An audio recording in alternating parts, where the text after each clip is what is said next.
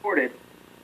Pulitzer Prize-winning investigative reporter David Cay Johnston has covered Trump's financial dealings on and off for 27 years. He's just written an article called 9 Key Points about Trump's income taxes. David, thanks so much for being here on New Day. No one knows about Trump's financial dealings better than you. So let's go through some of the major points that may suggest something dubious in his taxes. The first one that I want you to address is what Ted Cruz just talked about. Did you uncover any sort of mob connections? Well, Donald has a very long history of dealing with mobsters, big mobsters, drug dealers, and others. For example, his personal helicopter pilot, Joseph Wexelbaum, was a major cocaine and marijuana trafficker.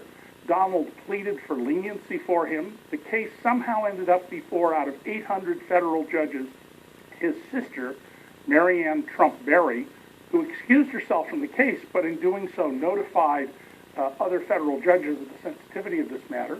Wexelbaum got a very light sentence, and somehow his girlfriend ended up owning 2 apartments worth $5 million in Trump Tower.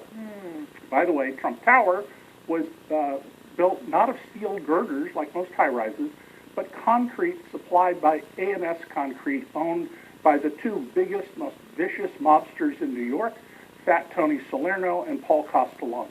Okay, let's also talk about Trump Tower and how it was built, because you say that it was built with using 150 illegal immigrants. You write that Donald Trump paid them less than $5 an hour. They got no benefits. Their physical safety was endangered. Now, this one seems like a big deal. This one seems like one that his supporters would certainly want to know about, given their passionate feelings about illegal immigrants being here in the country. What did you learn?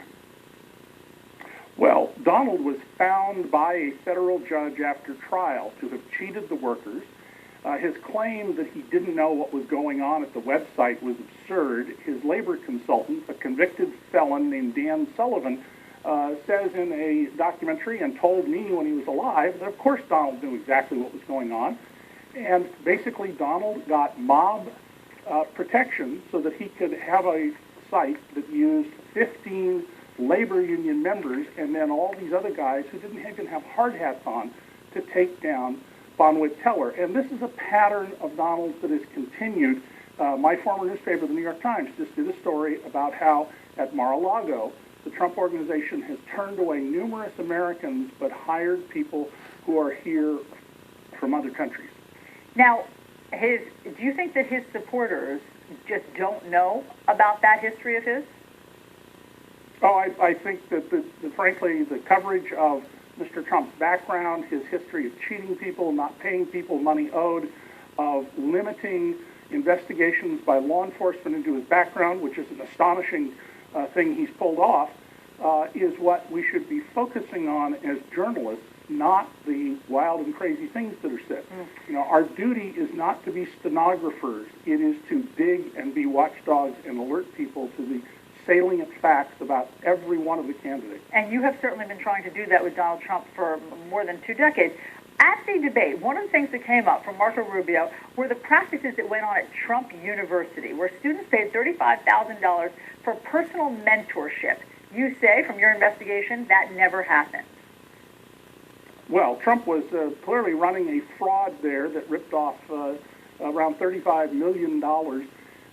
He never showed up. He never mentored anyone. And they gave out Donald's secret tips on how to get finance. It was a photocopy from a magazine you could buy at a newsstand for about $3. So, David, what do you think is in his tax returns that he has not yet presented to the public? Well, I don't think there's anything criminal in his tax returns at all, and there's no reason for him not to release them. The IRS already has his returns, so nothing can change by his releasing them, and there's no reason for him not to release the returns that have been audited and the audits are over. What his returns are likely to show is that Donald pays no income taxes because Congress has special rules for real estate developers, private equity managers like Mitt Romney that allow them to live tax-free if they choose to. And I have Donald Trump's tax information from the late 70s when his income went negative, even though he had a lavish lifestyle. And in fact, he and I had lunch and discussed this, and I gave him some tax advice, which he thanked me for. Interesting. The other thing it's probably going to show, the other thing it's likely to show that's very important is that he makes little or no gifts to charity, despite all his claims to the contrary. Donald has not even made a contribution to the Trump Foundation in a decade, according to its tax return. Huh. So much less philanthropy and no taxes. Those would be interesting tidbits if they were to be released. David K. Johnston, thanks so much for sharing your reporting with us. Fascinating to hear it. Thank you. Let's go over to